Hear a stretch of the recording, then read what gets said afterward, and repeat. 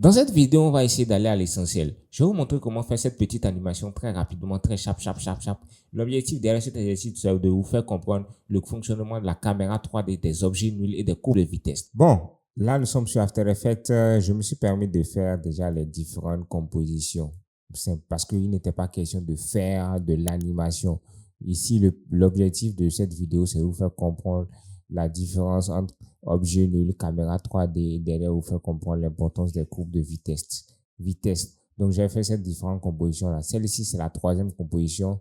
Celle-ci, c'est la deuxième composition. Par exemple, ça, c'est des trucs que j'ai trouvé sur Google. La grille qui est là, c'est des trucs que vous pouvez trouver dans le pack. Quand vous entrez dans le pack, vous entrez dans le dossier shape, vous allez tomber sur ces grilles-là.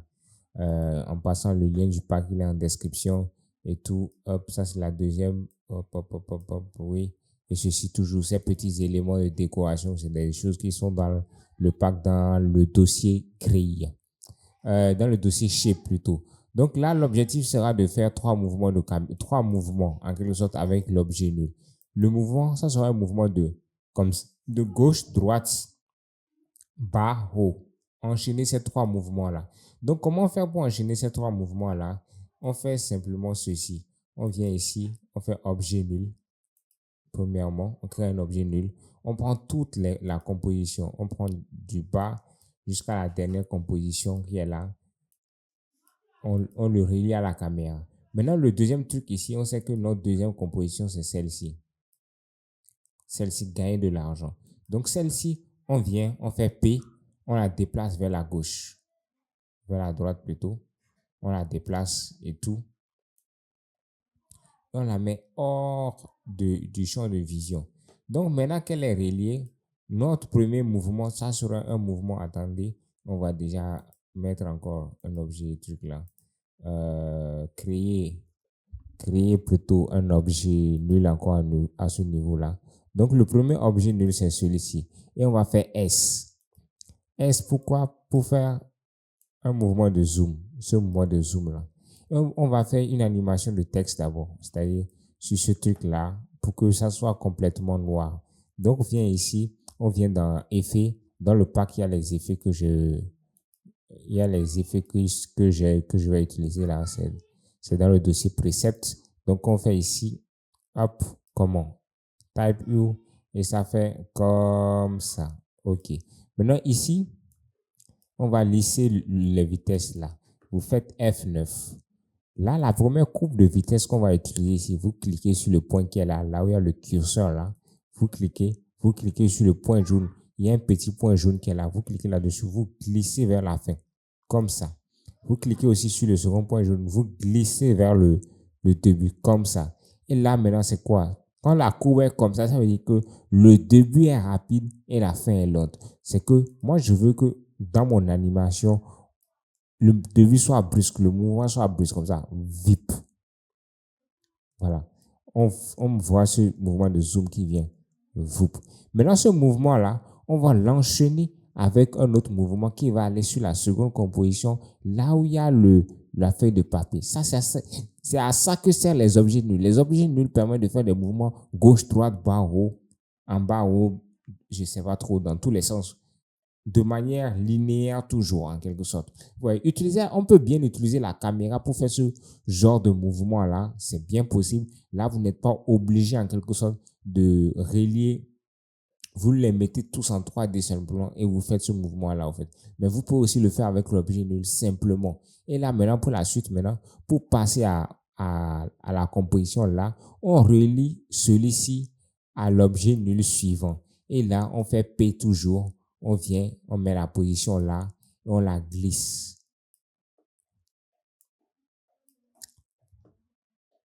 Et on la glisse.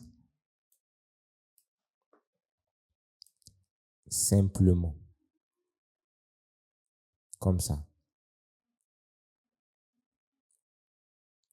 Et on la glisse. Simplement, tranquillement. On l'ajuste bien. Et là, on est là-dessus maintenant, sur cette composition. Maintenant, sur cette composition, le second mouvement, c'est toujours F9. Juste qu'à la différence maintenant, ici, on ne peut pas vouloir utiliser une courbe de vitesse où le mouvement sera rapide. Pourquoi? Parce que ça fera de telle sorte, parce que dans l'écoute, sachez que la personne dit d'abord comment. Et si on utilise une courbe de vitesse dans laquelle le début est rapide, on n'aura pas le temps de lire, d'écouter, de voir la séquence du comment. Donc, on va utiliser une courbe de vitesse dans laquelle le début est lent et la fin est lente. Et c'est juste la transition qui va se faire très rapidement. Et moi, je veux que la transition se fasse à 1 seconde qui est là. Je pense que ça sera suffisant. On va voir maintenant dans notre composition. Oui, c'est largement suffisant. Ça fait ça. Comment? Et maintenant, le mouvement revient comme ça. Bien sûr, comment gagner de l'argent simplement, vous voyez. Comment gagner de l'argent, vous voyez. Et le mouvement, il est là comme ça. Comment gagner de l'argent simplement. Et j'ai oublié, sur ce truc de paper là, j'ai mis ces différents effets là, flou, au fait, parce que celui-ci est proche et l'autre est éloigné, je n'ai pas mis de flou, c'est des petits détails. Comme je vous l'ai dit, l'objectif de cette vidéo n'est pas de vous expliquer les éléments de la composition, mais de vous expliquer le fonctionnement des objets nuls et de la caméra 3D. Donc là, on poursuit avec ce mouvement. Le second mouvement, c'est qu'on veut ramener, on veut prendre cette composition là qui est là, c'est-à-dire cette composition là, hop, hop, hop, qui est encore de l'autre côté. On veut la prendre en quelque sorte. On va faire réduit 3. Ah non, 3 c'est trop parti. On revient 25. Celle-ci, on veut la mettre en haut. Vous voyez, non? Cette composition-là, on veut la mettre en haut. Donc, elle va rester là. Elle va rester là, en haut.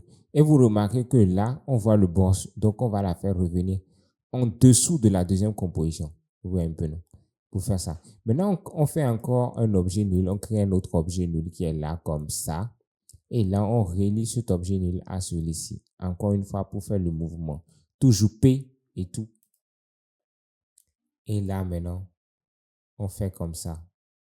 Pour revenir à cette composition qui est là. Et à ce niveau, on va toujours avec ce mouvement de vitesse qui consiste à ce que le début soit rapide et le début soit lent.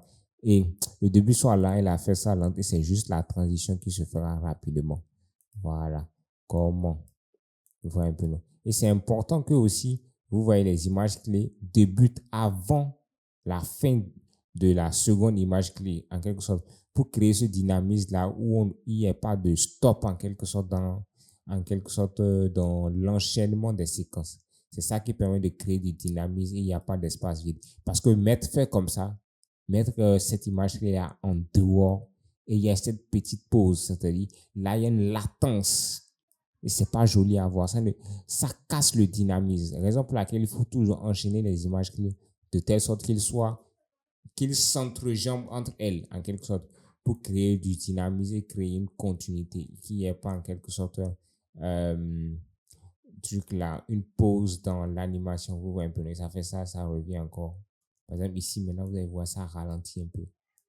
Ça ralentit alors qu'on ne devait pas ralentir. Donc, on ramène encore un peu les images clés à l'intérieur. Voilà. Freelance. Vous voyez un peu, non? Voilà. Et ça permet d'enchaîner sur différents mouvements comme ça. Et là, maintenant, grâce à ça, vous avez un mouvement qui se fait avec les objets. Vous avez enchaîné 3 séquences différentes avec, en quelque sorte. Maintenant, si on veut faire tout ça là, par exemple, avec la caméra 3D, on annule, on annule, on annule. Oui, c'est un peu ça. Celui-là, on le délie aussi. Celui-ci, on vient ici maintenant, on supprime ça. Là, on peut venir maintenant comme ça. Hop. On délie tout ça là. On enlève la liaison. Simplement. Ça, c'est le truc qu'on peut faire avec les objets nuls. La seule distinction qu'il y a entre la caméra 3D et les objets nuls, c'est la profondeur. Avec la caméra, vous pouvez faire des mouvements de profondeur. Par exemple, ici, vous voyez, regardez ceci, caméra 1 nœud, 35 mm et tout. Et là, vous mettez ça. Et toujours, on va relier la caméra à l'objet nul. Et ici, dans cette séquence-là, on met tout en 3D.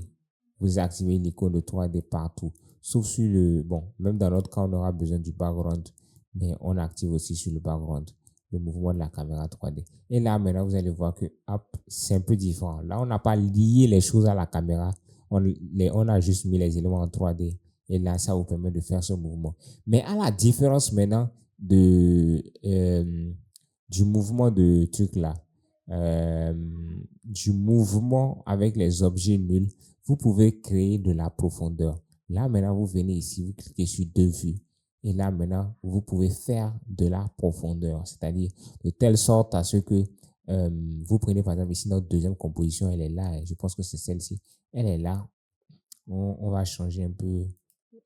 On va mettre à 6. 6, c'est pour voir un peu l'affichage. Hop, hop, hop. Vous voyez un peu, non?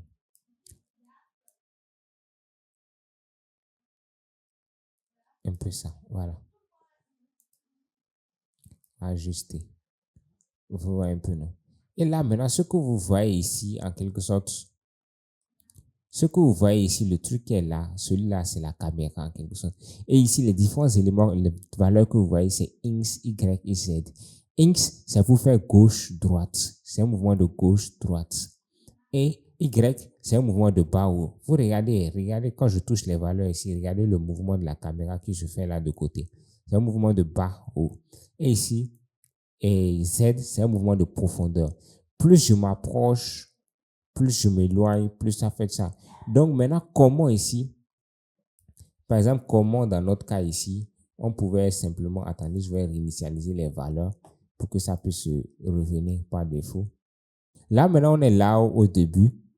Et maintenant, par exemple, on veut faire ici ce personnage-là. C'est-à-dire notre homme de la scène numéro 3. Attendez, je pense qu'il doit être là.